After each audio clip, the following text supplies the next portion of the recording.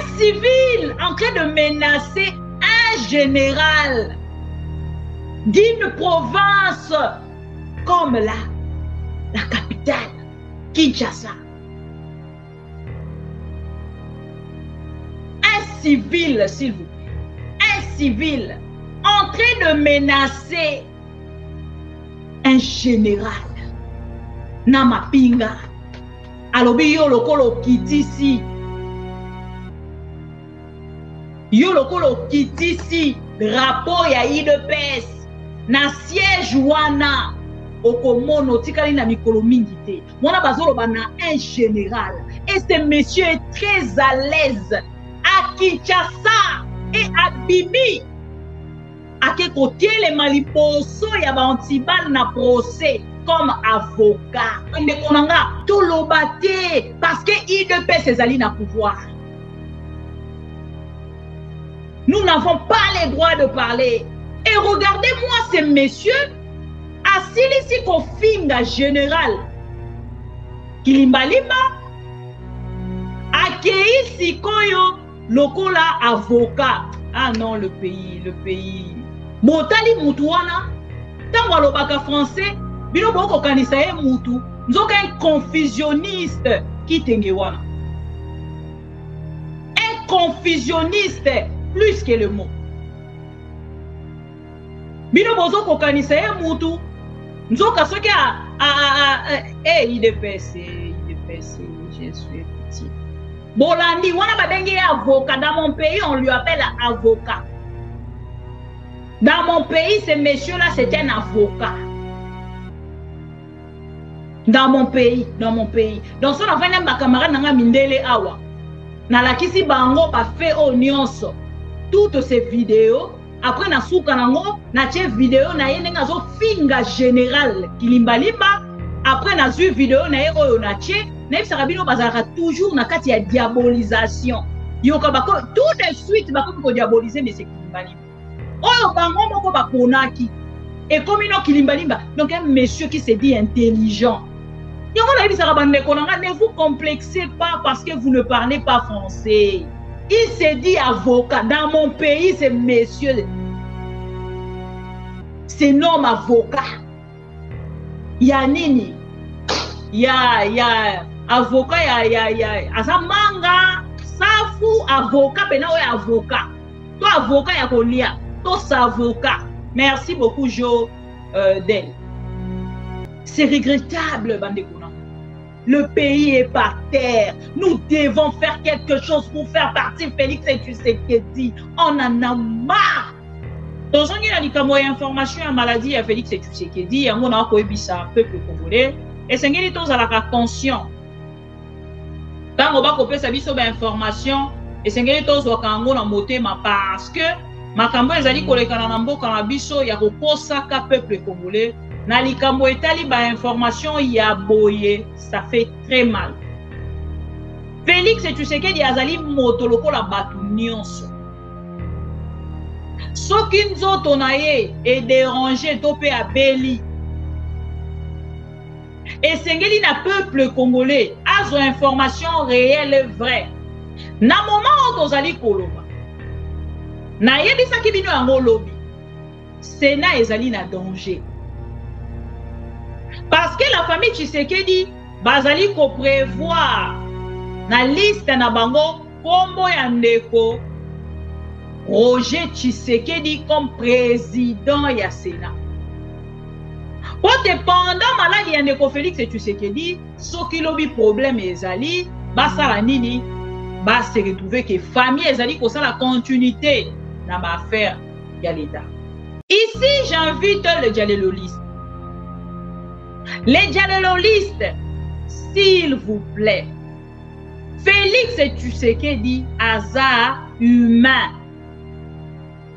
Ce qui n'a pas nabino boyo qui information et Félix Tshisekedi, azobela, la première des choses à faire. Au côté na kati ekuku, babanini ekuke.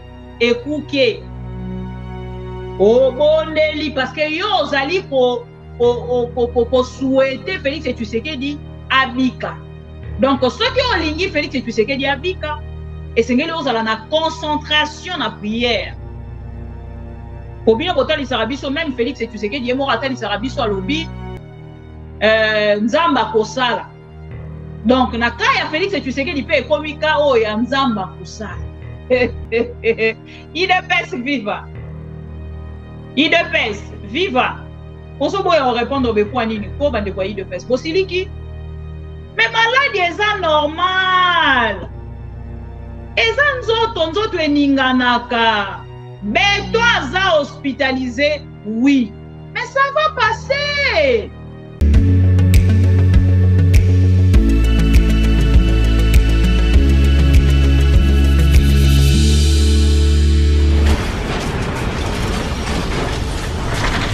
Ma Mission TV, le miroir du monde. Bonsoir et bon week-end, chers amis congolais. Tozongi, na deuxième partie na biso, pour continuer information. Na habité so bozo yokanga. Bonsoir, bonsoir. Ça va chez vous? Voilà. Tozongi na deuxième partie na biso, pour ça va continuité et information. Toyebisa kibino tokobanda.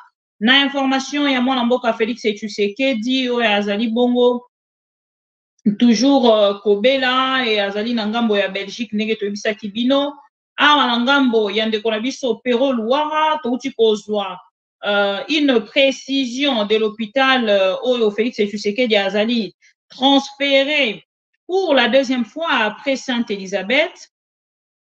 Ndeko na biso Pero Luara akotalisa biso écho de la santé de Helmut Ngeleka. Contrairement aux fake news, les nouvelles ne sont pas bonnes.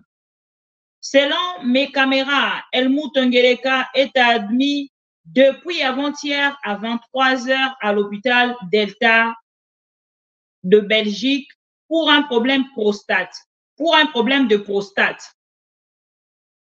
Son transfert à l'hôpital Delta a été organisé par le docteur Kabanda, ancien ministre près le président de la République. Sur place, il est soigné par un professeur urologue blanc, donc Toloba belge, assisté par un médecin d'origine congolaise du nom de Okende, ami du docteur Kabanda.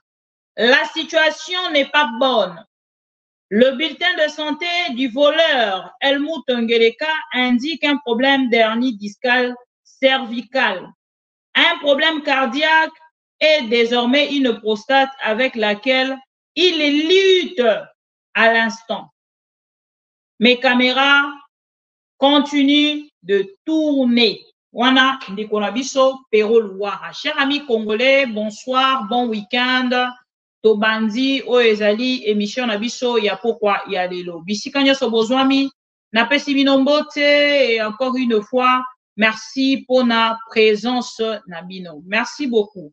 Alors to liker vidéo, to liker vidéo, to partager.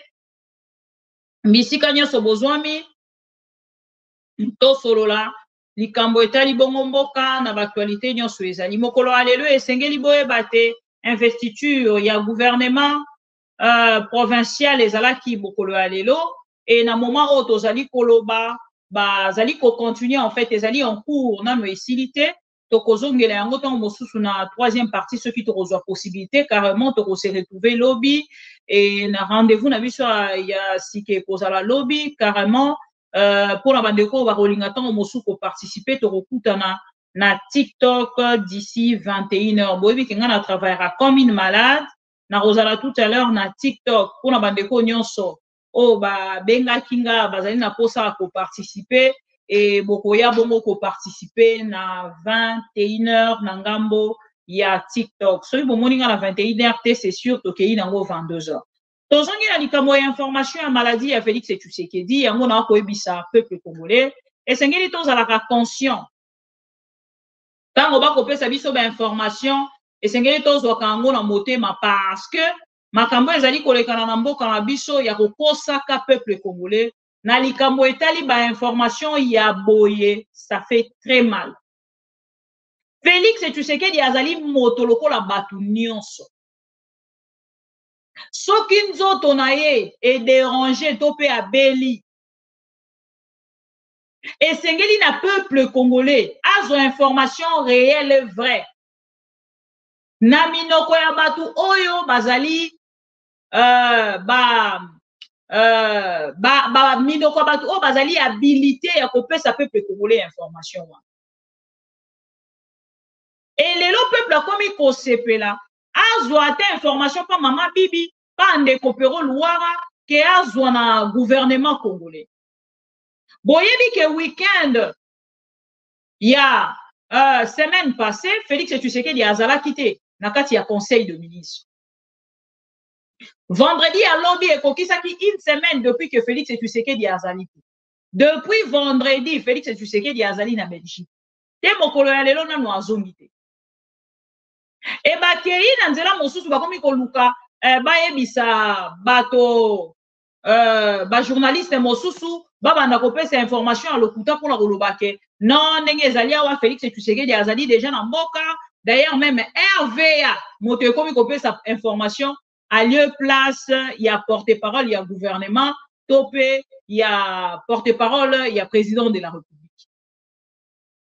Boyebi makambo tozalaki nango na mois de mars naza ko répéter bino yango pour que bobosa. Toyebisaki bino likambo ya maladi ya Félix Tshisekedi ezalaki ezongi tina suka nango boyaki kozwa vraies informations que Félix azalaki na Belgique asali 2 semaines na Belgique ende ayaki kozonga. Na moment oyo tozali koloba nayebisaki bino yango lobi Sénat ezali na danger parce que la famille Tshisekedi bazali ko prévoir na liste na bango kombo ya ndeko Roger Tshisekedi comme président ya Sénat.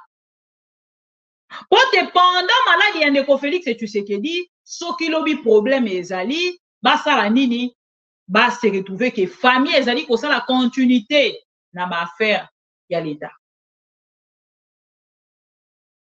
Voilà un peu bisika tozali na problème ya ndeko Félix Tshisekedi. Bolandi un peu na moment où tozali koloba ndeko Félix Tshisekedi azali na Belgique na hôpital Delta. Et ndeko Pero Luara est allé plus loin que ça. Na moni moto moko kuta commenter à lobby on dirait ben information au maman Denise yemo moto azali kopesa peuple congolais. Kwa azana posa bazala informer pour gouvernement eza kokosa peuple. Bon moni peuple comme na niveau à réfléchir que ben information on a précision na yango. C'est sûr ndeko Pero Luara azali kozwa yango kaka epa ya mama Denise yemo. Parce que kotanga na ba kombo ba médecin bomoni ana kati ya ba kombo atangeli biso ndeko Kabamba atangeli biso Elmutongeleka admis avant-hier boka na précision avant-hier on a eu information on a kaka lelo na tongo mais ndeko Pero Luara akopesa na précision ya avant-hier na 23h à l'hôpital Delta de Belgique. Ne esika ndeko Félix Tshisekedi azali depuis avant-hier.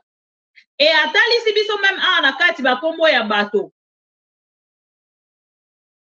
Atalisi son transfert à l'hôpital Delta a été organisé par le docteur Kabamba, l'ancien ministre près le président de la République. Sur place, il est soigné par le professeur urologue belge, Batangi Kombo na été, et puis assisté par un médecin d'origine congolaise du nom de Okende. Donc, ça ne peut pas être une blague de suite. C'est ce que le peuple congolais qui n'a pas comprendre qu'il y a information au Bazali Kopé Sabino sur la santé. Il y a Félix Tshisekedi des alliés donc. Ici, j'invite les dialologistes. Les dialologistes, s'il vous plaît, Félix Tshisekedi aza humain. Ce qui n'a pas nabino boyo qui information ya Félix Tshisekedi azobela la première des choses à faire. Au koti na kati ekuku. Babaranini ekuke ekuke. Obondeli parce que yo ozali ko souhaiter Félix Tshisekedi abika. Donc, ceux qui ont ligné Félix Tshisekedi abika, et c'est qu'ils ont la concentration na prière. Pour bien côté l'Isarabiso, même Félix Tshisekedi est mort à l'Isarabiso à l'obi, Nzamba Kosala. Donc, na kaya Félix Tshisekedi peut comme kao ya Nzamba Kosala. Et awa bakomi koluka ko triquer information pour na ko embrouiller peuple congolais. Si ce n'était pas le cas, na minute on a kati ya Sénat, nde si tozu ba information nyonso ya makambo ezali kolika. Et même na kati ya information makambo etali Sénat, bonta la guerre o ezali entre l'UDPS na Bakatange. Félix Tshisekedi a prometaki bango, na yebisaki bino yango lobi. Keba kozwa Sama Lukonde comme président ya Sénat. Mama Engana, Mama Elmutes, Batelemi, après Kolongo ya Félix Tshisekedi na Kinshasa, Batalisi nanga bolobango balobi non. Monsieur Sama Lukonde akoki kozwa poste wana. Poste wana esengeli ezonga na famille Tshisekedi. Nde yango bango batie kombo ya ndeko Roger Tshisekedi. Et bazali ko bunda jusque là bango balingi ekende na ngambo ya Félix alingi ekende na Katanga, bango balingi ekende na ngambo ya famille Tshisekedi. Toujours na kati ya likambo etali Sénat, na moni même les déçus du pouvoir. Parmi de messieurs déçus, na kombo ya Eliezer Ntambwe, parmi les rescapés, non, pas les rescapés, les victimes, il y a liste, il y a gouvernement, ndeko Eliezer Ntambwe, na moni ya ko réagir. Oh non, mais Fachi muto aponi, pona nini bozo ça la problème. Soki polobi bolandela bien boko déjà ndeko Eliezer kuna nde penza nde esika makambo evandi. IDPS viva. IDPS viva. Oso boya répondre be kwa nini ko bande kwa IDPS bosiliki. Mais malade eza normal. Eza nzoto eninganaka. Beto aza hospitalisé, oui. Mais ça va passer. Ça ne vient pas de moi, non plus de vous. Nous sommes ningani. Et c'est qu'il y a à se faire soigner. Ce qui a à se faire soigner dans l'ombango, tout ira mieux. Ce qui a à se faire soigner dans l'ombango, te. Nzambe moto ko décider. Pourquoi boza ko s'agiter? Asa moto. Lokola moto nyonso. Courage. Relevez-vous. On a fait des bébés échangés. Marambezo kende donc marambeza mo ebele. Et sengeli to lobela yango mokolo alelo. Bande konanga avant na avancer na rolinga bolanda vidéo. Tu dis que l'Assemblée provinciale de Kasaï, nous siégeons dans une église. Dans une église. Et on a trouvé même des chaises, il faut aller louer dans des églises.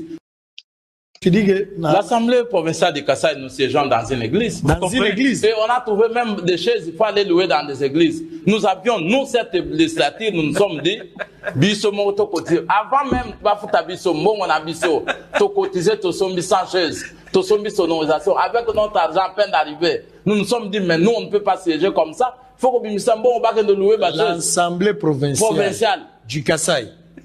Parce que dans l'église ménonite, non, c'est là où on siège.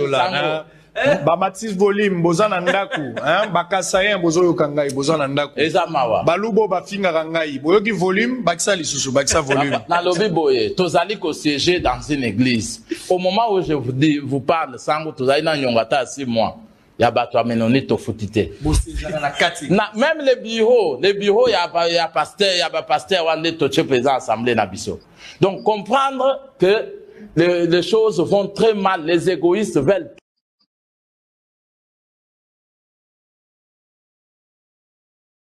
Voilà. Nalinga bolanda mo extrait wana après yango bolandi oyo. Ula bubanda be. Boacho mbani boacho. Toute famille zala bade pite batangila. Bu ula bubanda be.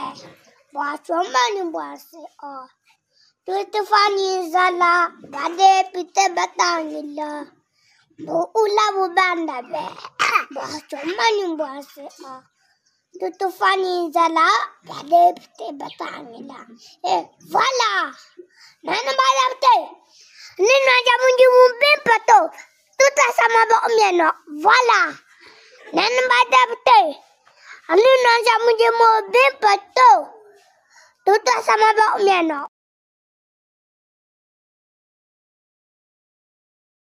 Voilà. Bolandi mwana biso ya mukie wana. Makambaza ko expliquer. To makambazo yemba. Pour comprendre ngo il faut zalaka maman bibi ou carrément il faut zalaka muluba. Conscient. Pour que na part na yo on comprendre réellement makambo ndeko na biso jeune garçon na biso azoyemba. Azoyembela ba député alobi biso tozo kufa nzala ba député baza ko bénéficier. Après alobi ba député boza malamu te, boza mitema mabe. Boza malamu te, boza mitema mabe. Parce que tu ko comprendre te biso peuple tozo souffrir. Bino na part na bino bozo ko bénéficier. Siko boyoki na version ya député wana. Que peuple congolais na mbongo tofutaka ba député bango pe na part na bango balongolaka pona ba louer église. Ba louer église pona ba siéger. Maintenant, IDPS les deux comme il a 6 ans. Botoune langa IDPS. Siège ya Kasai, batongi ou pas. Parce que vidéo on a coaché la bino, na cheli bino ango kara na cadre à ça la bilan. Na cadre à ça la bilan de na tia. Yango na tuni IDPS. Botongi assemblée, siège ya assemblée nationale ou pas. Bâtiment ya est-ce que bo doté assemblée nationale ya Kasai na bâtiment na yango oui ou non nde siko to démarrer émission. Pendant que to like vidéo to partager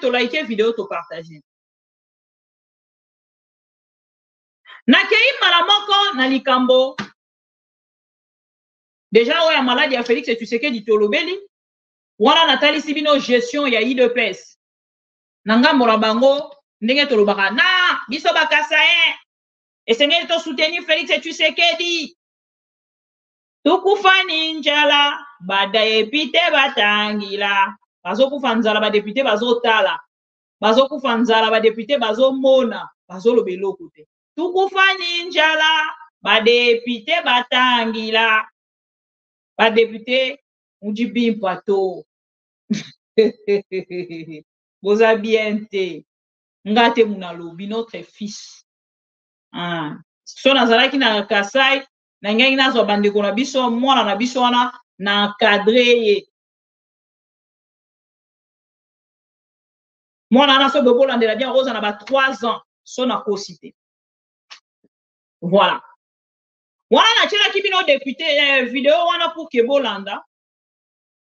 Boyo kabino moko lolenge nini bandeko wana ngambo na bango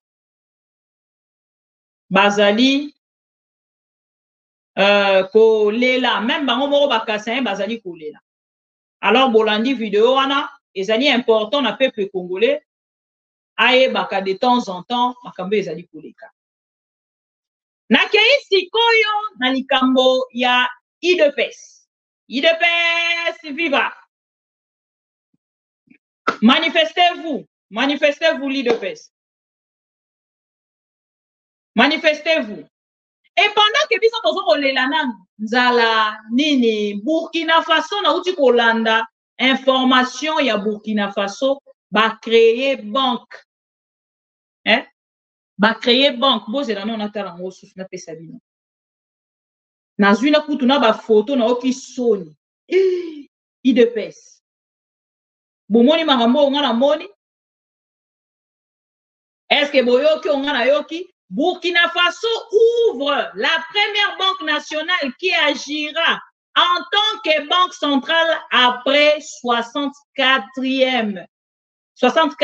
ans d'indépendance. Le capitaine Ibrahim Traoré l'a fait. Le Burkina Faso a créé une banque de dépôt au trésor qui a été lancée aujourd'hui le 2 août 2024. Les jours du franc CFA sont comptés dans la région du Sahel. Il n'y aura plus d'exploitation d'or vers de pays étrangers pour le traitement. L'or du Burkina Faso sera utilisé pour étayer la monnaie du pays. Capitaine Ibrahim Traoré, Burkina Faso, président de la République. Wana na Burkina Faso va créer monnaie, va créer banque. Oyo ko banda ko traiter ba monnaie na banque. Ba France CFA ezali suna mikolo mingi te na kati ya Burkina Faso. Bozo mona ke militaire dans un pays a ko fonctionner. Mais nous, messieurs, oh ba préférer ki nanga bona bango ba be télévision li solo ya 37 ans de l'opposition, il y a lutte. Lutte. Babane kokanisa ngo eza on dirait un bilan, il y a Félix Tshisekedi tout en étant président.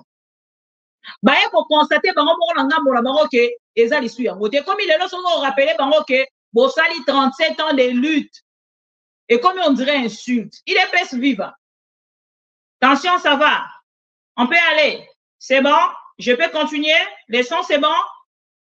Ok, vous êtes là, manifestez-vous. Les lois est commis ceux qui ont ABCI de PES. Bon, ça, les 37 ans dans opposition. Insulte ni na rozwate. Yo mabundi. Yo munene. Tarazolo. Talamisu. Yo kutu. Nyonso na kozwa. Oye, zanga rate ndumba. Na bosanaki. Okozwa ba insulte nyonso na nzoto.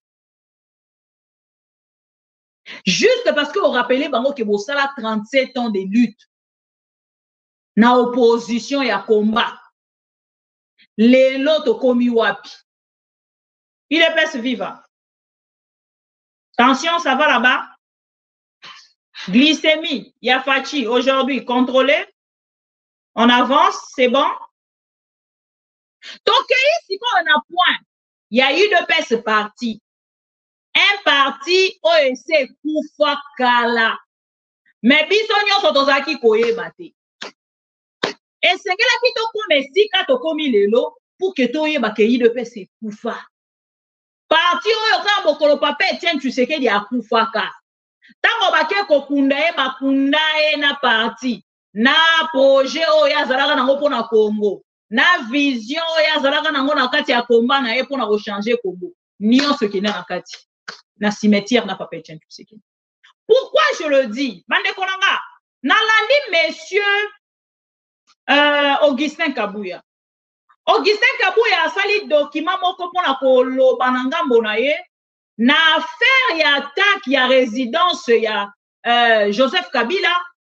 Tango maman Olive Lembe a réagir bango na ngambo na bango bakei balobi na makambo wana nyonso eza lokuta. Batouana ye ayebi bangote. Il est peste vivant. Bozawa, manifestez-vous. Tango Augustin Kabouya a réagi. Nanombango alobi non. Batouana toyebi bangote. De suite. Tomoni, une dame oyo a passé ton na ye mobimba na Londres. Na kombo ya Eugénie. Oyo azali vice-ministre ya intérieur. Cette dame Eugénie a pour réagir comme une militante. Après ma déclaration, il y a Olive Lembe, Oyo Alobaki, Balingi ba bomaye physiquement. Balinga qui pensa ba attaquer physiquement, ba toana batinda kiba. Bande koto like vidéo to partager. tolali tolamuki na tongo tokobanda na na vidéo ya Olive Lembe ndenge aréagissaki bolanda. On les a envoyés soi-disant pour venir m'éliminer physiquement ici. Ils étaient un nombre de combien? Bon, je ne sais pas estimer ils étaient un nombre de combien, mais ils étaient très nombreux. Les images, les quelques images qui ont été prises vers la fin, quand ils ont commencé à les maîtriser. Mais sinon, ils sont venus très nombreux. Il y a quelques images qui pourront témoigner de cette attaque. Et ils ont voulu commencer à jeter des cocktails pour d'abord brûler tous les véhicules qui se retrouvent ici à l'extérieur de la parcelle. Et puis avec intention de forcer le portail pour rentrer jusqu'à l'intérieur de la résidence. Et en résumé, moi je dirais que tout ceci est la conséquence de la violation du périmètre sécuritaire de la résidence du président honoraire de la République démocratique du Congo, Joseph Kabila Kabange, qui, selon moi et pour moi, est et restera le père de ce beau et grand pays, la République démocratique du Congo. Nous allons résister parce que nous sommes dans notre pays. Nous sommes nés ici, au Congo. Nous avons grandi ici. Nous avons étudié ici. Nous produisons jusqu'aujourd'hui ici au Congo. Je ne sais pas si c'est ce genre de bandits qui peuvent nous convaincre d'abandonner notre pays et notre population. Non. Voilà. Je pense que votre maman qui déjà vidéo, eza vidéo moko ya 5 à 6 minutes sur luki na Twitter, na TikTok, eza vraiment partout. Boroyo kolanda yango kuna. Partie on a nazaki nango besoin. Eza kaka na première partie, na première parole, na introduction ya vidéo. Olive Lembe alobi bayaki mpona koatake physiquement. Na ngambo ya UDPS, moto akendaki koréagir Augustin Kabuya na Madame Eugénie oyo azali vice-ministre ya intérieur. S'il vous plaît, je pense que dans on a koloba intérieur, bino nyonso bozali ko comprendre et puis koloba na ngambo na bino boyebi quand même rôle ya ministère ya intérieur ezali nini. Cette dame, par agitation, par diarrhée verbale, comme l'UDPS a toujours tendance, Yakosala, en tant que ministre, Azalaki na yango besoin te. Mais comme elle est de l'UDPS, on comprend directement. La dame a pris la parole et Bokoyo Kaye, réaction na Ezalaki nini, tango ayoki Olive Lembe, alobi lolengi wana. Bolan. Sont en cours, mais les premiers indices à notre possession, les enquêtes sont en cours, mais les premiers indices à notre possession démontrent à suffisance qu'il n'y a pas eu d'acte prémédité. Donc les incidents d'hier au GLM n'ont pas été prémédités. C'était un mouvement spontané de jeunes gens dans un esprit de groupe. Par conséquent, il n'y a pas eu de complot contre qui que ce soit. Il n'y a pas eu non plus d'incident ou d'attaque de mort. Les enfants qui ont été brutalisés portaient des t-shirts légers sans sous-garment. Ils n'avaient ni machette ni arme à main. Et pour cette raison, nous avons demandé à ce qu'il y ait la neutralité dans les enquêtes en cours. J'ai instruit au commissaire général de la police nationale d'appliquer les mesures qui s'imposent. Merci et bonne fête de parents.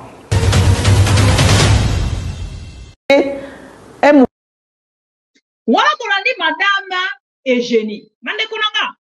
Nakoyoka Madame Eugénie, Azui penza défense. Il y a force du progrès. Comme si azalaki membre na kati ya force du progrès. Alors, bipa na wana baza ba jeune, ba réagissaki na spontanéité et tout, voilà. Et les kanaki ezongaki, bazalaki ata na intention moko te ya kosala mabe. Et na ngambo na biso, tango tokomi lelo na niveau ya ko réagir koloba. Kebate bayaki koboma ete. Na moni même ochuchumani, soki ochuchumani. Oyo azalaki epai ya monsieur Vital Kamerhe. Il a fait une vidéo de 5 minutes. Il a réalisé une vidéo de 5 minutes. Oya bengi Maman Olive malhonnête. J'ai vu beaucoup de réactions. Il y a bato penza, bato belé, ba se masturbaki, tope ba ki ko masturber peuple na mensonge. Ndenge balobaka. Lokuta eyaka na ascenseur, vérité eyaka na escalier. Biso ma mission TV tozala kavar. Pour la kotalisa peuple congolais, que cet événement, cet assaut de jeunes de l'IDPS appelé communément du progrès, Lady Chef et consort, lelo bazali na justice, bakangaki 100 et quelques bolandaki. Na rotier la vidéo peut-être ma vidéo, boromon na ndenge ni bakende ko déloger bango, na lopango abato esika bakenda ko siéger. Ici à travers cette vidéo, Bokolanda anti-balle avant bakangaye à la veille. Il y a arrestation na bango, il y a so basala qui est pas il y a Olive Lembe. L'olenge azali ko mettre en garde. Messieurs, moi j'en vita, oh azali ministre ya finance, il y a défense. Monsieur Jacquemain Chabani, oh azali ministre, vice-premier ministre, ministre ya intérieur. Monsieur Constant Boutamba, oh azali ministre ya justice. Alors ici sur cette vidéo, Bandikolanga, Toroki kozala na haine contre le Kabila.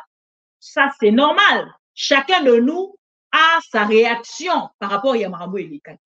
Mais devant la vérité et les changements, oh biso toko luka, oh IDP c'est alisa ki biso lobby, ezala ki yakosala auto justice ete. Ezala ki yakosala koyela biso soi-disant état de droit. Ezalaki ya komemela biso justice ya solo. Ezalaki ya komemela biso démocratie, kimia. Le vivre ensemble, la cohésion. Mais IDPS arrivé au pouvoir, va créer les biso milices. Oyo baza même na droit.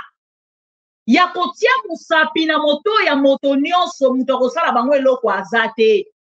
Ils informent kobanda na chef de l'État. Ils ont même un bureau, s'il vous plaît. Qui le paye cet bureau? Naebisa kibino lobi pe na lakisa kibino vidéo. Ya ba milice ya IDPS ba futa maka na nzela ndeko na biso Jean-Marie Lupulasi na ministère ya finance. Ngana yaka na bavar bomona kiva. Antiba avant bakangaye a lancé message. Bolanda message na ye. Bolanda. Et puis bino moko bopesanga conclusion na bino, quelle que soit la haine, mécontentement, toyi kozala na yango. Maintenant toyi koluka changement. Nous allons pas s'attaquer à une personne juste parce qu'elle a réagi sous les émotions de ce qu'elle a vu devant sa maison comme attaque directe à sa personne. Vidéo. Azopesa message lisusu na bakonzi bayebaka yango deja. Ke ndako oyo ya GLM oyo bacha ba rebelle oyo ya PPRD oyo bazokende M23 tongo midi pokwa. biso aide la nation tozo sepela nango te yango mokonzi ya mboka to général Kilimbalimba to gouverneur de la ville to ministre de la justice Constant Mutanda o ministre de la défense Jacquemaine Shabani tozo pesa message na ministre ya pardon ministre ya intérieur Jacquemaine Shabani ministre de la défense Yagi Mwadamvita. Oza vraiment ba message tozo pesa bino ke bokoyoka ke antibal abengani ba brika wana. Po wana pasio tozo na ngona mboka o mutu atika o se mokonzi na bango Kabila Rwandais. Ba dola wezo matamata oyo ezali à travers ya batwana. Me batwana bazwanda ko wana bafanda milisi bazalaka wana. Tomonaka yango jour Christian Malanga kotaka azwaka ekipe mususu na kati wana bakendaka na bango palais de la nation. Pe isika bafandi eza insécurité pona pouvoir chef de l'état o biso tozo talela o to sambela rapona etongo medi poko. Donc bazi wana ekokoma base à force de progrès na pesi bino déjà message na ebiki ba forma pe ba policier mabe ba soda mabe pe bazali mais biso to banga kate to kobangisa to koya oya kokufa faut ba dégager place wana opposant avandaka na ville te opposant avandaka isika stratégie politique esalamaka te wana eza lié politique eza isika ba administration evandi bureau ya chef de l'état eza place wana en tout cas toko sepela jamais to monaka image ya bato wana place wana bazwa pe ba effigie ya Kabila bacha batanda na ba immeuble wana to boyi yango en tout cas to se sacrifier pour na immeuble wana to kwa quitter bango wana biso moko force de progrès.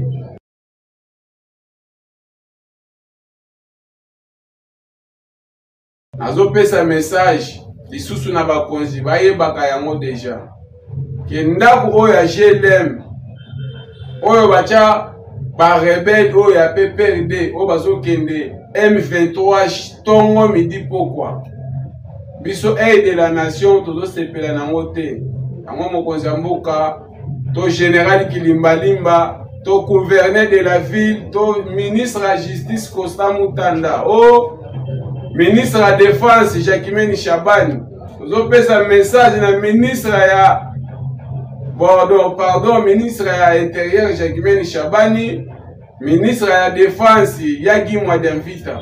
Oza vraiment ba message tozo pesa bino ke bokoyoka ke antibal abengani ba brika wana. Po wana pasio tozo na ngona mboka o mutu atika o se mokonzi na bango Kabila Rwandais. Ba dola wezo matamata oyo ezali à travers ya batwana. Me batwana bazwanda ko wana bafanda milisi bazalaka wana tomonaka yango jour Christian Malanga kotaka azwaka ekipe mususu na kati wana bakendaka na bango palais de la nation pe isika bafandi eza insécurité pona pouvoir chef de l'état o biso tozo talela o to sambela rapona etongo medi poko. Donc bazi wana ekokoma base à force de progrès na pesi bino déjà message na ebiki ba forma pe ba policier mabe ba soda mabe pe bazali mais biso to banga kate to kobangisa to koya oya kokufa faut ba dégager place wana opposant avandaka na ville te opposant avandaka isika stratégie politique esalamaka te wana eza lié politique eza isika ba administration evandi bureau ya chef de l'état eza place wana en tout cas toko sepela jamais to monaka image ya bato wana place wana bazwa pe ba effigie ya Kabila bacha batanda na ba immeuble wana to boyi yango en tout cas to se sacrifier pour na immeuble wana to kwa quitter bango wana biso moko force de progrès. Voilà bande kunanga nakoyoka ye koloba aye kokweisa na video oyo va recherche beta minga na obi esi na landi batu oyo bazokebisa Olive Lembe beaucoup de fois na kati ya parlement debout na bango basalaka ba attaque direct na Kabila na mwasi na ye Et awa siko bakene ko construire projet na bango bakene ko mettre ngo siko en œuvre. Et na ba propos na bango baye ko kwisa vice-ministre Eugénie on a kosenga démissionner parce que ce qui vice-ministre aza ko maîtriser te o ezali service ya sécurité na ye on a kosala ba enquête véritable on a kopesa clair na likambo esengeli a démissionner. Madame Eugénie, vous devez démissionner. Vous avez réagi comme une militante de l'IDPS et non vice-ministre. Wana ya liboso Eugénie, yami bale. Eliezer Ntambwe. Namoni azoloba. Nenge ezali awa. Namoni mama Olive. Mama Olive na kamwe. Mama Olive makambo wana esengeli tolo ba quand même vérité bana wana bayaki epai na yo te. Boyoki bino moko. Tango toyebisaka bino ke l'IDPS c'est du kadiocha. Même Eliezer est utilisé pour les kadiocha. Bondimela rabisote. Bondimela rabisote. Bozo mona congolais. Auti na mboka. Alongoli conscience ya esika auti na mboka. Parce qu'il est de l'IDPS. Basaleli moi bureau à globe terrestre liboso. A commis yepe vimba ce qui ya Josar vimba. A comme ça la loi na kati ya bureau na ye. Il a même plus de 200 personnes derrière lui. Bande konanga. Garçon na lobi baza 800. Mais bayaki kaka dans les 100 et quelques ne babimaki.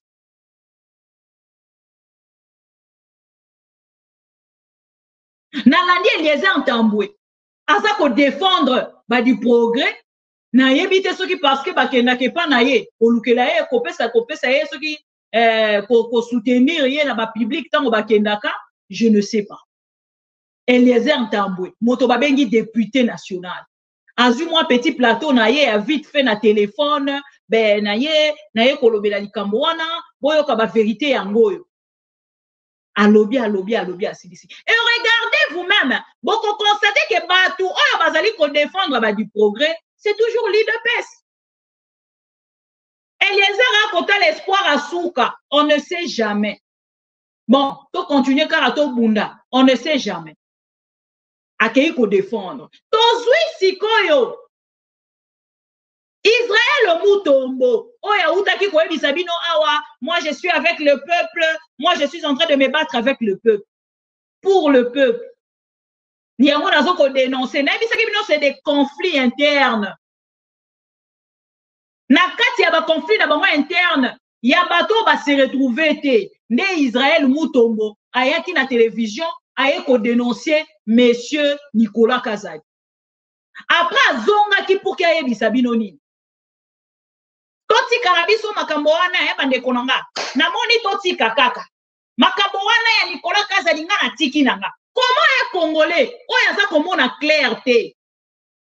Azana posa justice ya solo et salema. Pona ba détournement oya zo koleka na mboka na ye. Aleka bon matin na télévision po ya ko ebisa bino namoni totika. Vraiment likambo nga na kolobela ngo lisusu te. Bandeko, tonzimi ba détourner c'est bon. Soki ozali ko liana batu wana te. Tu ne peux pas dire une chose comme ça. Une chose pareille, et koki kolekanate na moto azali na peuple. Wana ya mibale. Ya misatu, ya monsieur alekaka na kombo ya soi-disant maître avocat. Bolandaye. Bolandaye, c'est important. Oh, azalaka maître avocat. Bolanda. Konga sona lobi baroloba ote. Bolanda ye moko moto alobaka azali maître avocat boyoka ye mais loko asuka zozoza nini lelo Blaise Kilimbalimba dans une vidéo que je suis Blaise Kilimbalimba a donné sa drapeau à l'IDPS. Cher général, nous vous mettons en garde, ça c'est l'IDPS et je ne parle en pesant mes mots. Les vidéos que Tamboule Koko Melayo s'occuper Olingi, prouver aux Anani, en tout cas organise aussi mon arrestation. Et je doute fort le jour où tu oseras faire ça sur Zotikala 2 jours, inspecteur provincial de Kinshasa. Sur Zotikala 2 jours, inspecteur provincial de Kinshasa, le Kata Loboko. Soyebi Batunios, Moyebi Batundege Batelemérité. La police place aux Awana d'abord. Si tu savais la manière dont prédécesseur Atika qui déjà mis les ont entourés, au besoin de la force du progrès, tu vas les approcher pour démonter le système au prédécesseur Atika pour aussi les touches. Et la chose, c'est la matière. Force du progrès n'est pas l'IDPS. Quand quelqu'un en général de la police s'attaque au symbole de l'IDPS, monsieur, tu nous trouveras sous ton chemin. Wana tokoyo kamukite. Même Fachi Beton place à Vandi a dit que patrimoine de Bengi de Pes au Sénakayango Bongote. Kilimalimba, on sait que tu es du Maniema. On sait qu'aux âmes de Guachadal. Explique Bango, aux accusés à Kokonyang. Explique tout le monde que tout le monde connaisse. Maman ya Olive Lembe, Nayo, Boza Mandeko. Explique-les. Que tu es de Kalima. Même de là avec la maman d'Olive Lembe, na maman à Bibi Kapik. Explique-leur. Sommes-nous ça l'année combat familial. À nous, nous faisons un combat politique. Nous sommes politiciens, nous sommes policiers. Aucun policier n'a réussi son combat contre l'IDPS dans cette ville. Quand il y a Matuna et Akoebiso, le on a combien de morts fait par la misère. Pour combattre l'IDPS, c'est un combat spirituel et physique. C'est un combat, vous luttez contre le Mikishi et vous luttez contre les vivants. Kabouya a opéré sur l'instruction. Puisqu'il sait que les forces du progrès sont à la base, y compris la validée de la Bango Zekobea, pour les faire partir du parti à saccager, Azo Simbiso, tout ce point de Kabouya, Aza déjà na Liboulou, c'est l'ex-secrétaire général de l'IDPS. Quand tu comprends Nayona Olive Nakabouya contre force du progrès, tu as vu comprendre la vie noblesse. Et j'appelle ici le ministre VPM de l'Intérieur. Ça, ce sont les vestiges, c'est ces partis-là qui restent et qui demeurent comme un symbole des salis au VPM. Les salis Fachi président, les salis Nganaïba communicateur, les salis Kabouyo, Kabouyo, salis de Pessinale. Qui allait parler de Kabouyo? Qui allait parler de Peter Kazan? De qui que ce soit? De nous tous. De moi, de Béazeko, de Guili, mon frère, de tous, de Okasso, de Chole, salis de presse, qui allait parler de toi, de moi et de nous tous? Si un patrimoine à protéger, c'est cela. Et aucun policier ne peut obtenir le kilo. Qui dit ça, n'a drapeau, nous soyons de presse ce matin, tu ne peux pas m'attendre au Congo.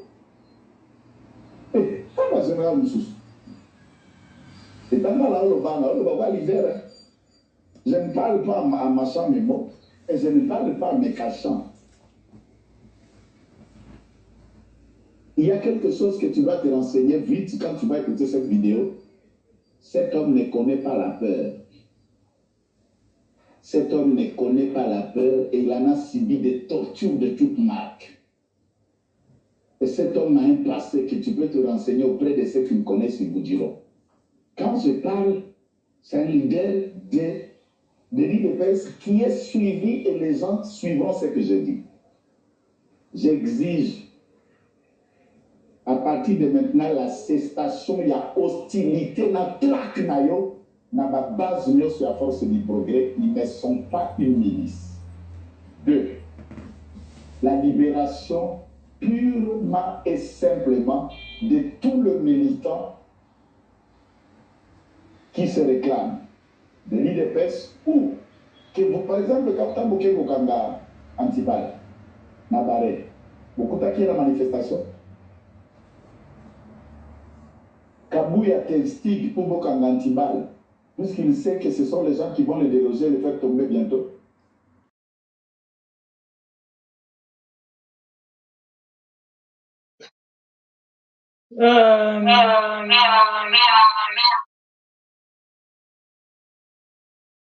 Je pense que Bolandi, c'est monsieur. Dans ses propos, akotalisa na bato soki oza muluba te wana no ya liboso soki oza muluba te oza mutu ya este elingi koloba ke yo okoki kokamba na Félix Tshisekedi te. Regardez des propos comme ça.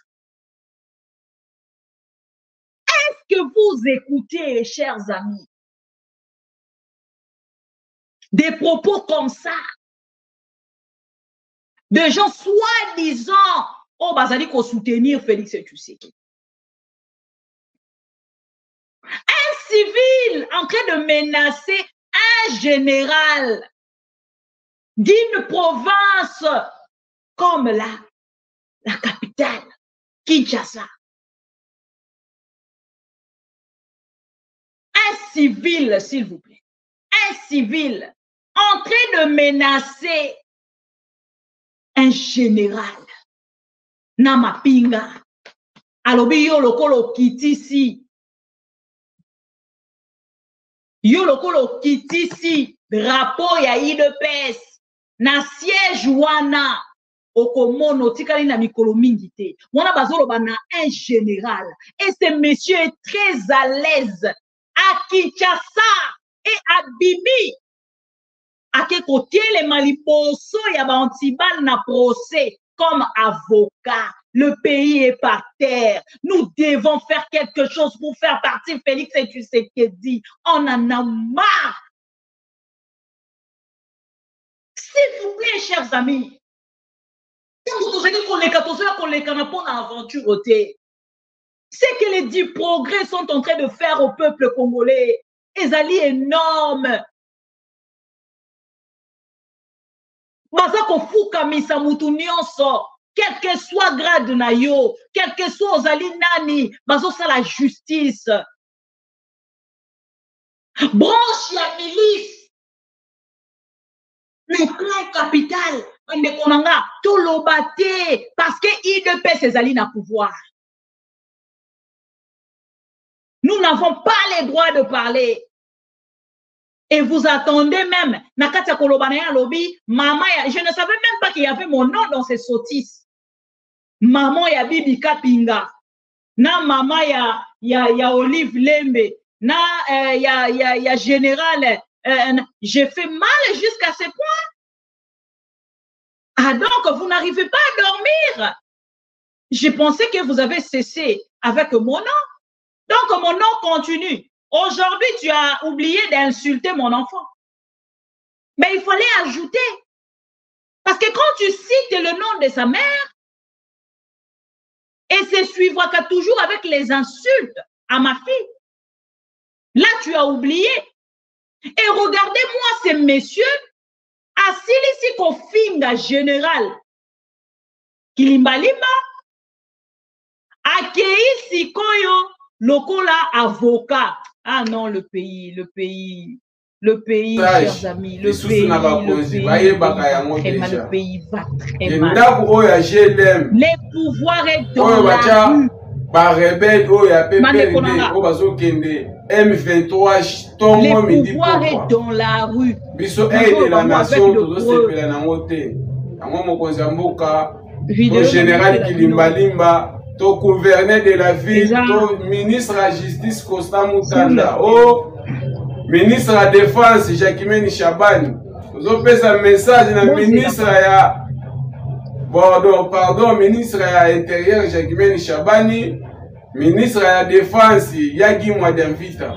Vous avez vraiment un message aux autres personnes que beaucoup de antibal a bengani babrika wana. Pour wana pas sur tout ça na on mboka o muntu atika mo se mokonzi na bango Kabila Rwandais. Badola wezo matamata oyo ezali à travers ya batwana. Mais batwana bazwanda kuwana bafanda milisi bazalaka wana. Tomonaka yango jour Christian Malanga kotaka azwaka équipe mususu na kati wana bakendaka na bango parler de la nation. Mais ici ka bafandi eza insécurité pona pouvoir à chef de l'état. Oh biso tozo talela. Oh to sambela kapona etongo medi poko. Donc base wana ekokoma base à force de progrès na pesi bino déjà message. Na yebi ba format pe ba policier mabe ba soda mabe pe bazali mais biso tobangaka te tokobangisa tokoya oyo akokufa faut badégager place wana. Opposant avandaka na ville te. Yoka réflexion. Opposant avandaka isika stratégie politique esalamaka te. Yes. Wana eza lié politique. Eza isika ba administration evandi bureau ya chef de l'État eza place wana. En tout cas toko sepela jamais tomonaka image ya bato wana place wana. Bazwa pe ba effigie ya Kabila batia batanda na ba immeuble wana to boyi yango. En tout cas tozo se sacrifier pour na immeuble wana to kwa quitter bango wana biso moko. Avant na bino na préparer les bino vidéo. Oye bisandeko o botu na eno question. Fayulo avandaka wapi? Na Gombe te. Bemba avandaka wapi? Depuis Kabila azali na pouvoir. Ti lelo na Gombe. Okoki bakisa bato mususu je ne sais pas moi.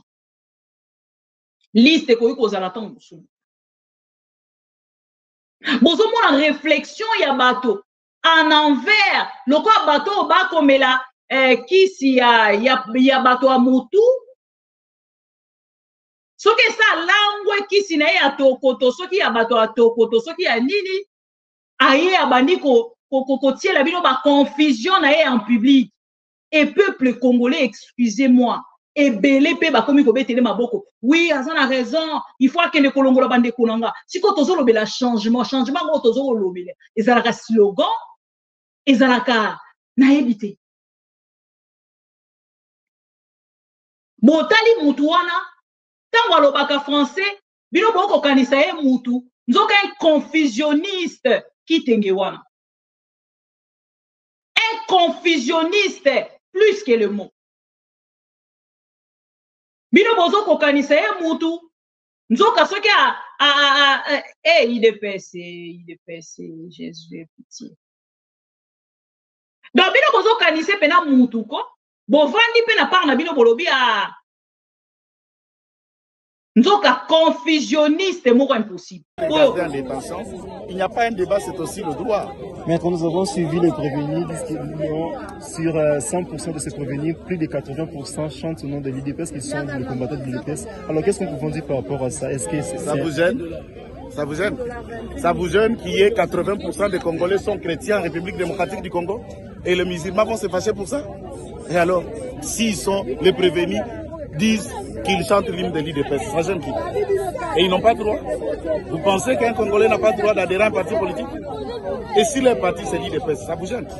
Qu'est-ce qu'on leur reproche? Alors il faut demander au ministère public. Qu'est-ce qu'on leur reproche? Il faut leur demander puisque je n'ai rien entendu. Ces gens étaient dans le footing, en train de marcher dans le footing. Sur l'avenue, on a entendu une pauvre dame qui crie qu'on voulait attenter à ma vie physique. Ça gêne qui? Et ils n'ont pas le droit. Mais qu'il faut les garder en détention. Il n'y a pas un débat, c'est aussi le droit. Maître, nous avons suivi les prévenus, sur 100% de ces prévenus, plus de 80% chantent au nom de l'IDPS, qui sont les combattants de l'IDPS. Alors qu'est-ce qu'on peut dire par rapport à ça? Est-ce que ça vous gêne? Ça vous gêne? Ça vous gêne qu'il y ait 80% des Congolais sont chrétiens en République démocratique du Congo et les musulmans vont se fâcher pour ça? Et alors, s'ils sont les prévenus, disent qu'ils chantent l'hymne de l'IDPS, ça gêne qui? Et ils n'ont pas le droit. Vous pensez qu'un Congolais n'a pas le droit d'adhérer à un parti politique? Et si leur parti c'est l'IDPS, ça vous gêne? Qu'est-ce qu'on leur reproche? Alors il faut demander au ministère public. Qu'est-ce qu'on leur reproche? Il faut leur demander puisque je n'ai rien entendu. Ces gens étaient dans le footing, en train de marcher dans le footing. Sur l'avenue, on a entendu une pauvre dame qui crie qu'on voulait attenter à ma vie physique. On a entendu des vidéos de ça et là, mais enfin, c'est au ministère public de le démontrer. Le fond du procès nous déterminera si à quoi on les reproche. Est-ce que c'est le propos de la pauvre dame, déprimée par le fait de son ménage qui prend en fait? Est-ce que c'est le fait de ces gens? Le péché c'est d'appartenir à l'IDPS? Ou le péché c'est d'être passé sur une avenue? C'est quoi le péché? Ah ben, on va le découvrir ensemble, c'est ça le procès maintenant, mes amis.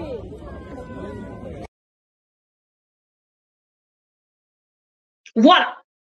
Bolandi, on a un avocat. Dans mon pays, on lui appelle avocat. Dans mon pays, ce monsieur-là, c'est un avocat. Dans mon pays. Donc, ça, on va ma camarade nanga mindele awa. Na la kisi bango ba fait au nyonso. Toutes ces vidéos. Après, na souka nango, na tche vidéo na ye nenga zo finga général kilimbalimba. Après, na zu vidéo na ye oyo na tche. Na yebisaka bino bazalaka toujours na kati ya diabolisation. Yoka bako, tout de suite bako ko diaboliser mais c'est kilimbalimba. Oyo bango moko baponaki. Et comme ino kilimbalimba. Donc, un monsieur qui se dit intelligent.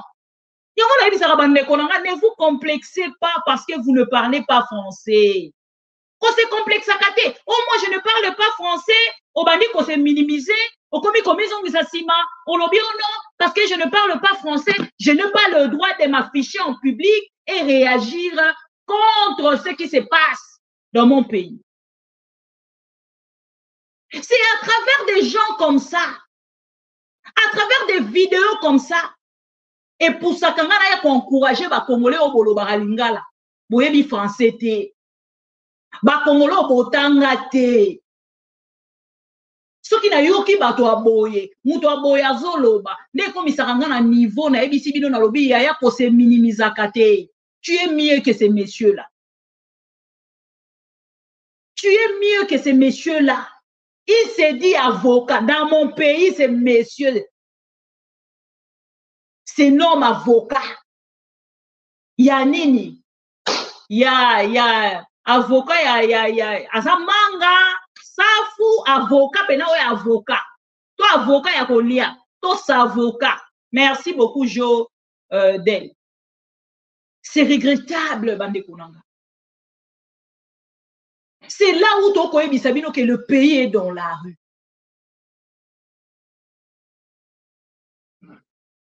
Le pays est dans la rue.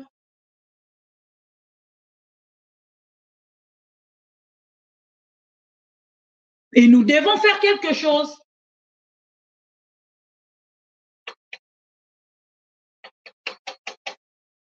Et bolandi bino moko.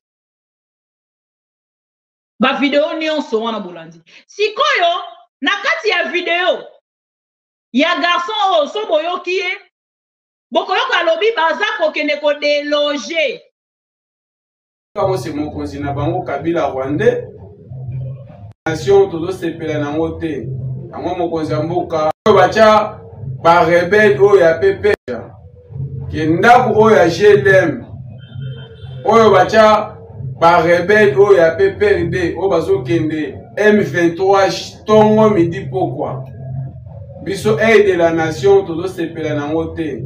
Yango mokonzi ya mboka to général Kilimbalimba to gouverneur de la ville to ministre de la justice Constant Mutanda o ministre de la défense Jacquemaine Chabani ozo pesa message na ministre ya pardon ministre ya intérieur Jacquemaine Chabani ministre de la défense Yagi Mwadamvita o eza vraiment ba message ozo pesa bino ke bokoyoka ke antibal abengani ba brika wana.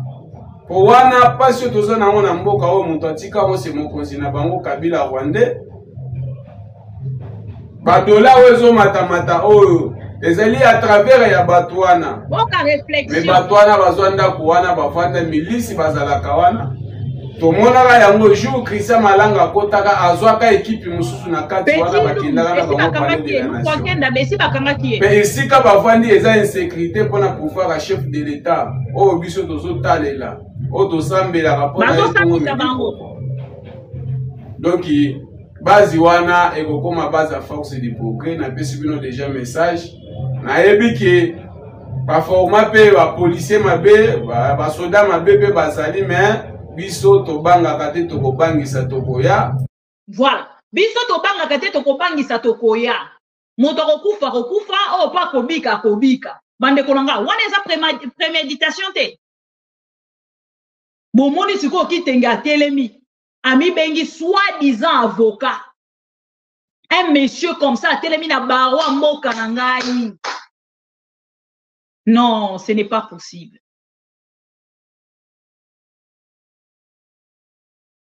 Ce n'est pas possible. Et pendant que baza koloba bango ba ko kene kuna pona ko déloger, de problème, conflit parcellaire. Et zo pesa droit lelo batu ba kene ko futa ba di progrès bokende ko déloger lenga bato na kati ya ndako wana na conflit parcellaire. Est-ce que bozo trouver ngo normal? Pendant ce temps, bango moko IDPS baza na problème. Va. Ba vandi na lopango bato na parti na bango kuna. Cette dame est en train de réclamer leur parcelle na IDPS. Lopango na bango, IDPS e boto la. 40 et quelques années, bavandi na kati ya lopango wana. Mikanda na maboko ya Augustin Kabuya. Bolanda vidéo, biso ezala kavaro. Mes chers frères et sœurs, nous sommes là, les descendants de Kambo Évariste, les descendants de la famille Kambwa. Tel que nous sommes là, nous revendiquons l'occupation de l'IDPS dans notre parcelle familiale. L'IDPS a fait 41 ans dans cette parcelle, sans rien payer comme loyer, sans rien donner comme l'argent d'achat. Curieusement, les documents de la parcelle se retrouvent auprès de M. Kabuya Augustin. M. Kabuya doit nous dire par quel mécanisme il a obtenu ces documents et nous revendiquons le retour des documents parcellaires auprès de la famille Kambwa. Nous ne voulons plus de l'UDPS dans notre parcelle. Pourquoi? Parce que l'UDPS nous malmène depuis autant d'années. Ils disent que la parcelle est à eux. La parcelle est à eux depuis quand?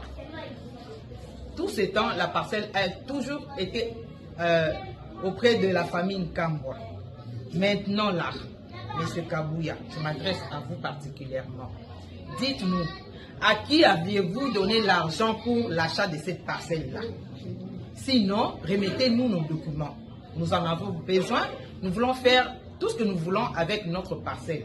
C'est la parcelle de notre grand-père et de notre grand-mère. Elle vous a permis de venir dans cette parcelle-là pour installer votre siège social. Elle a beaucoup souffert avec tous ses enfants. Elle a beaucoup souffert avec tous ses petits-enfants. Et maintenant, on en a marre. Si vous négociez avec quelqu'un de la famille qui est autre que membre de la famille Kambwa, en tout cas, vous êtes tombé à côté. Remettez-nous nos documents. C'est tout ce que nous voulons. Merci. Tetu bi ulubankambwa Evarista ni mwalu sanki enyele. Tujibaji sangi shamwa bewu bwakumona kasuba. Kasuba kabatu subisha mumobutu. Batu subisha mukabila. Kadi mukabila mukwa wewu tetu kwa mbani tutu babatu elene kaku mukandunga. Nzubukosha mubantu vobosha nsuba meme nyumwana mukajupu mungu. Kutobutu ele kia kimashabu muitu mwamiba.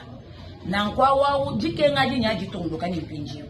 Hatu tuamba hanu mkwegu mikanda ya lukamu Luankambwa Evariste.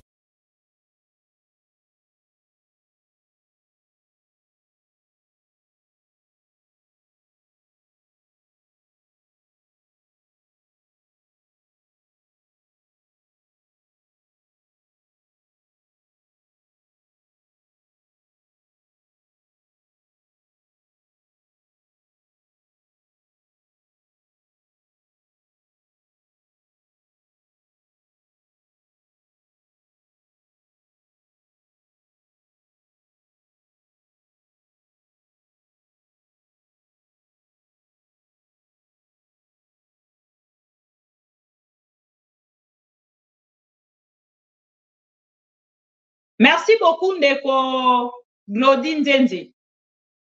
Tant qu'on a tali vidéo oyo, nalobi pendant ce temps, bandeko, ba innocent de bazali na prison.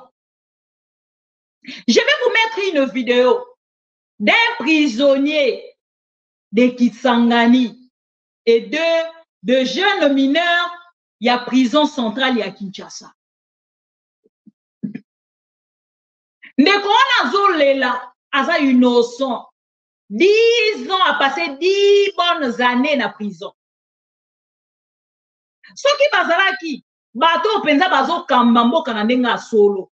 Mais tolinga kito mona solution na makambo po bango balobaki bato baleka ki babebisaki. C'est-à-dire bango tango bayaki esengela ki babongisa. Malheureusement, ce n'était pas le cas non plus. 6 ans sans rien faire. Ndeko oyo azole la lobby, ça fait 10 ans. Azan a prison, 10 ans. Donc, ce que Félix Tshisekedi Azaki Kokamamboka, on a retourné la question, qui gère le pays? Qui gère le pays? Papa Langai, Akangi, Papa Langai, Naya Gotalae, Barete Ngai. Barete Ngai na Jemi, Naya Otala Papa Langai, Bae Bisingake, Yope Oza arrêté. Si le long, Papa ministre, Neti Naza la prison centrale, Gamora na ona ebiti na ona za lelo na kati ya prison te 10 ans bakangi nga na âge ya 17 ans. Nakomi na prison ndenge nini nazoyeba ndenge ya kosamba te si lelo nazoyeba soro ya prison te 10 ans nasali yango awa na âge ya 17 ans ti lelo mpo na visite bakangi nga na nini bakuti nga na nini yango nasala 10 ans de prison nazoyeba soro ya prison na nga te na yango papa nasuki na mokuse nasepeli mingi lisusu kozala liboso na mpona kobénéficie chance oyo ekomi lelo na kati awa nzambe alumisi ti kinshasa okoma na prison centrale de Kisangani nzambe alola abatela awa bozoyoka 10 ans asali na prison kaka po akenda kosala visite na papa na ye nakoya na dossier wana po ke tokotisa bavideo ya prison depuis nazali kopromettre bino. Et dans tout ça badi progrès baza libanda bazotambola baosala leta en dehors ya badi progrès na katanga babengaka bango base bilanga bazosala terreur moko impossible en train de terroriser le peuple katangais impossible chers amis kuna babengaka bango bongo base bilanga kuna moto akambaka bango kombo na ye ezaka soki Cédric soki Eric eloko moko alolingi wa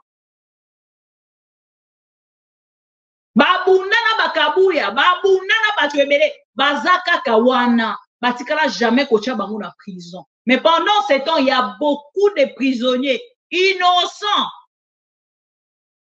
na Kinshasa vidéo na ninga na tiela bino eza ya ba jeune oyo des mineurs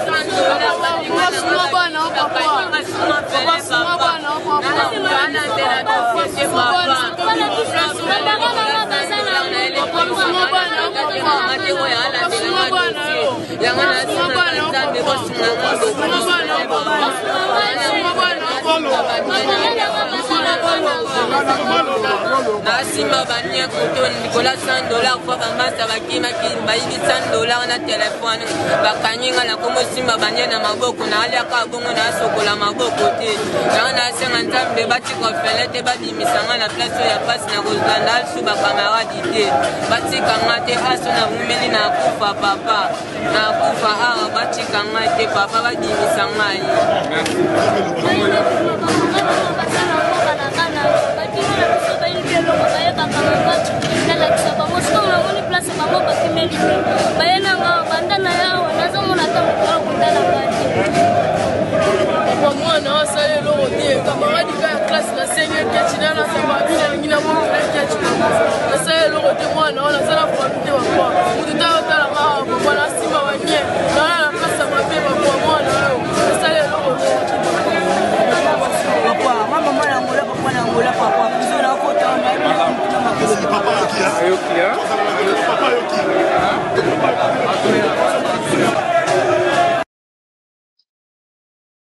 Voilà.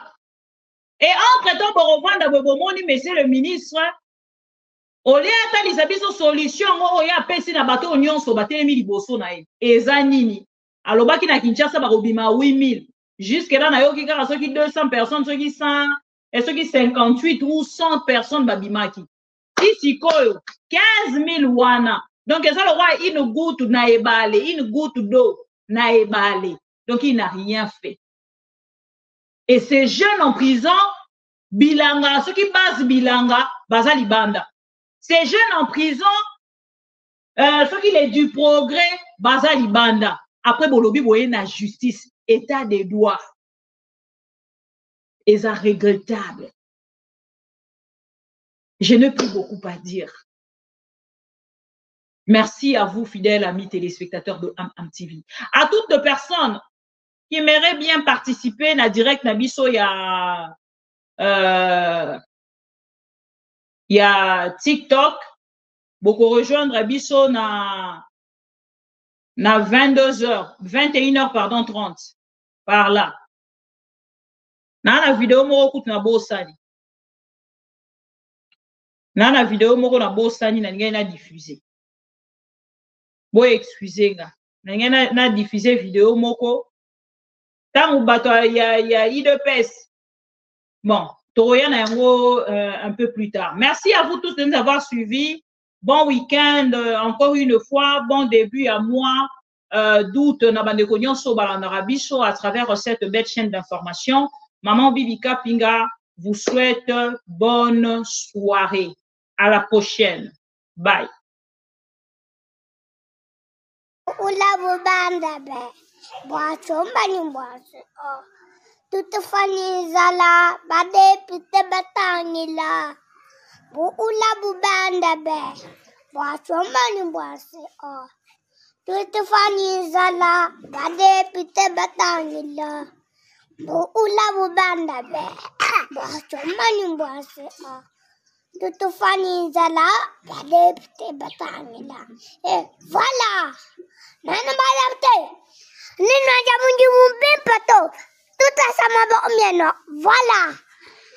Et l'intégrité de son territoire, de sauvegarder l'unité nationale,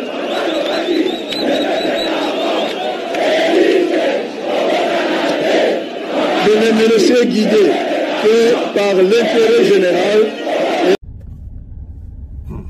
Les a participé dans le régime na biso to yebaka te ke ko ekozalaka boye to yebaka ta soki mbe to yebaka ah pardon